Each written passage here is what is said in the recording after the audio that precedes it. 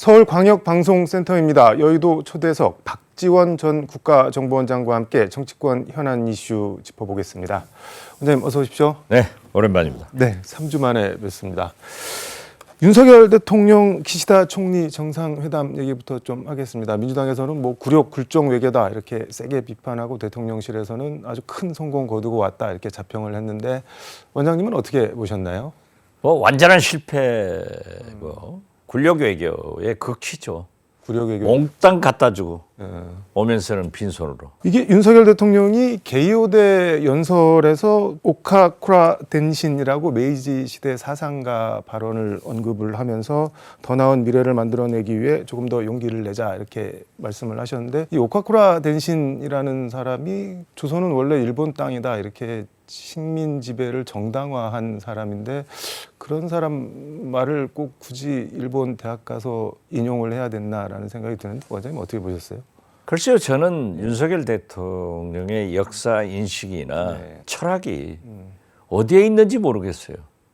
왜 하필 그분의 말을 인용해서 다시 한번 우리 국민 감정을 화나게 하는지 도대체 뭘 생각하시는 분인지 모르겠어요. 이게 알고 인용을 했을까요? 아니면 모르고 인용을 했을까요? 그거야 뭐 알았겠죠. 참모들이 다 검토하는데 뭐 괜찮다. 윤석열 대통령 식으로 이번에도 그렇잖아요. 자기가 혼자 결단했다. 네. 결단이라고 표시하는데 그 김태호 네. NSC 차장 얘기는 강제징용 문제가 일본에서 깜짝 놀랐다. 네. 이렇게 해도 국내 정치 괜찮냐고 오히려 걱정을 하면서 물어봤다고. 그렇죠. 그러니까 우리 국민은 까무라쳤죠. 저쪽은 좋아서 깜짝 놀랐고 우리는 이게 뭐냐 하고 까무라친 거 아니에요? 이게 지금 굴욕 외교라고 뭐 원장님 포함해서 야권에서 세게 비판을 하니까는 김기현 국민의힘 대표가 수구 꼴통 같은 반일 선동질이다 이렇게 아주 원색적으로 맞받아 쳤는데, 수구 꼴통이라는 비판을 어떻게 보시나요? 그 말씀 그대로 김기현 대표한테 돌려드리겠죠.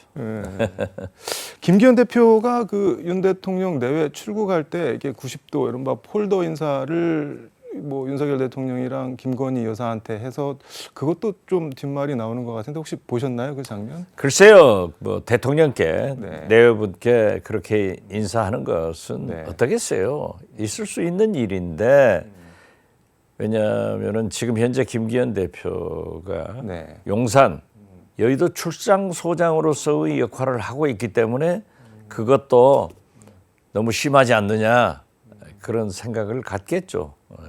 들어오실 때는 대통령 들어오실 때는 15도로 인사를 하던데 그 좀 이제 철든 모양이죠. 잘 들었다고요.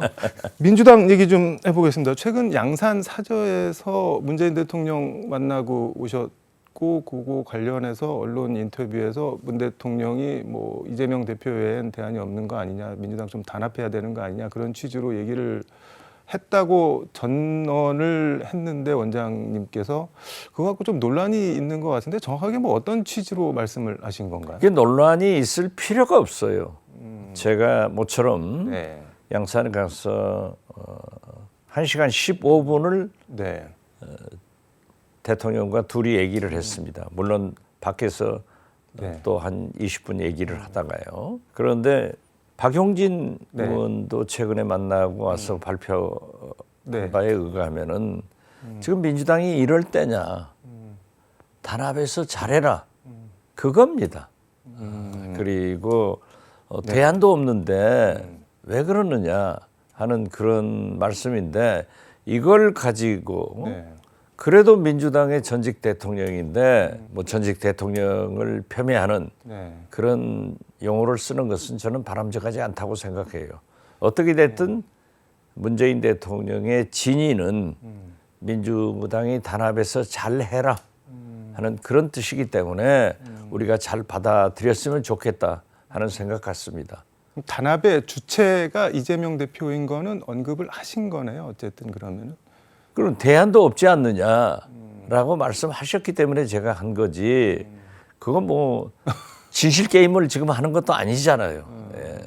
아니 오선 중진 그 이상민 의원 같은 경우는 뭐 문 전 대통령이 뭐라고 지시를 하면 우리가 따라야 되냐, 우리가 무슨 졸개냐 뭐 이런 표현까지 쓰던데 그것도 들으셨죠? 그 부분에 개인 의견이겠죠. 그렇지만은 네. 그래도 우리 민주당의 전직 대통령이고 어떻게 됐든 김대중, 노무현, 문재인 이렇게 3대 진보 정권의 대통령이었는데 네. 또 문재인 대통령은 임기 말까지 네. 45% 이상의 지지도를 받음으로써 민주당보다 훨씬 높았어요. 네. 그런 대통령한테 뭐 그런 표현을 하는 것은 적절치 않다. 저도 그 이상민 의원한테 전화를 했더니 안 받더라고요. 그 콜백도 없고 그래서 그냥 뭐 자기가 그냥 해본 얘기겠죠. 이 대표만 빼고 다 바꿔야 된다. 전면적 인적 쇄신 얘기가 나오는데 이거는 어떻게 보시나요? 필요한가요? 저도 뭐 어떤 당의 심기일전을 위해서도 전화위복을 계기로 만들어서 앞으로 나가려면은 네. 이 대표도 그러한 당직 개편을 한번 하는 것이 타당하다. 저도 그렇게 생각합니다. 근데 또 뭐 일각에서는 문제가 이 대표인데 이 대표를 놔두고 다른 사람들 다 바꾸는 게 무슨 의미가 있냐 뭐 이런 지적이랑 반론도 있는 것 같은데 그건 어떻게 보세요? 전당대회에서 선출한 당 대표입니다. 그리고 지금도 보면은 윤석열 대통령 거의 집권 1년이 됐지만은 처음부터 지금까지 차기 대통령 선호도 조사에서 압도적 1등을 하고 있는 이재명 대표인데 그러한 얘기를 하는 것은 바람직하지 않죠. 그리고 지금 현재 뭐 검찰 리스크 있다고 하지만은 뚜렷한 증거도 없지 않습니까? 이게 이런 논란 공방이 계속 벌어지는 게 뭐 대선은 그렇다고 치고 당장 내년 총선에서 이재명 대표 간판으로 나갔다가 뭐 수도권이 어려운 거 아니냐 뭐 그런 불안감 같은 게 있어서 그러는 건 혹시 아닐까요? 뭐 여러 가지 우려 사항이 있겠죠. 그렇지만 지금 현재는 민주당이 이재명 대표를 중심으로 해서 뭉쳐서 네. 해 나가야 된다, 싸워 나가야 된다 하는 것이 중지이고 지금 이재명 대표의 사퇴론이나 뭐 질서 있는 사퇴론이나 이러한 것들은 자꾸 줄어가지 않습니까? 예.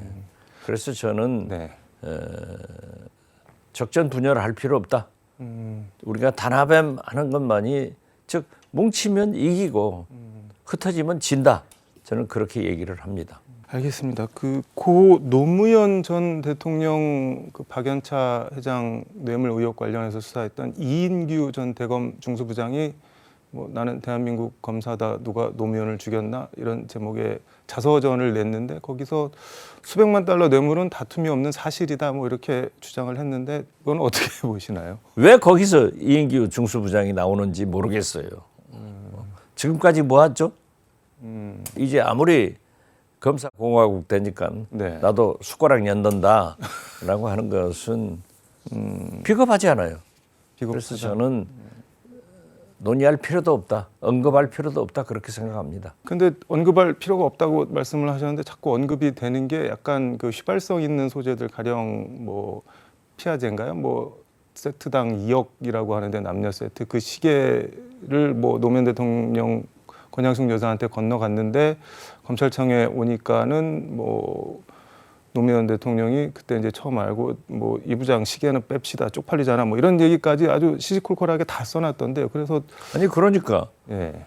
검사가 조사를 하면서 노무현 대통령께 그 피아제 시계를 물으니까 그게 사실이 아니니까 쪽팔리게 그런 거 넣지 마시오. 또 언론은 그런 것만 보도할 거 아니에요. 네. 그런 얘기인 것 같고 저도 뭐 사실은 모르죠.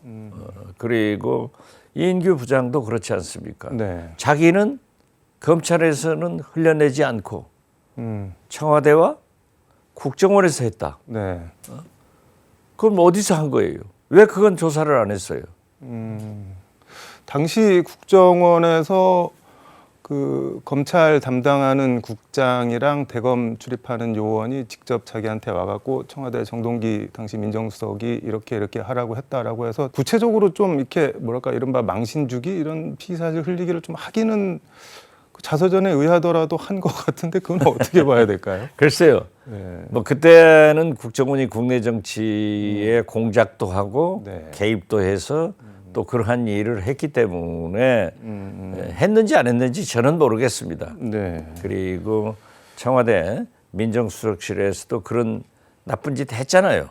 그러니까 그런 개연성은 있지만은 대한민국 검사라고 스스로 자처하는 사람이 중수부장이 그러한 무책임한 얘기를 하는 것은 저는 아무리 자서전이지만은 신뢰성이 있겠느냐 그런 생각 같습니다. 숟가락 얹었다는 거는 무슨 말씀이에요? 아니, 지금 검찰공화국이니까 나도 검사다 하고 숟가락 얹은 거 아니에요?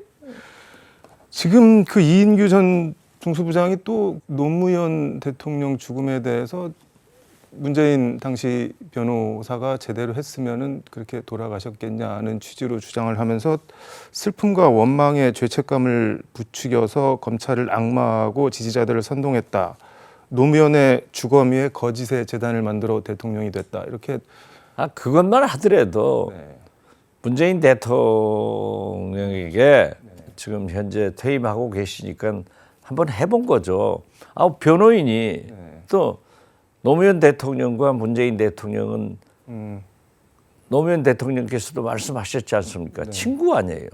그리고 오랫동안 부산에서 함께 변호인 활동을 했는데 어떻게 상식적으로도 생각되지 않잖아요. 그것도 저는 옳지 않다고 생각해요.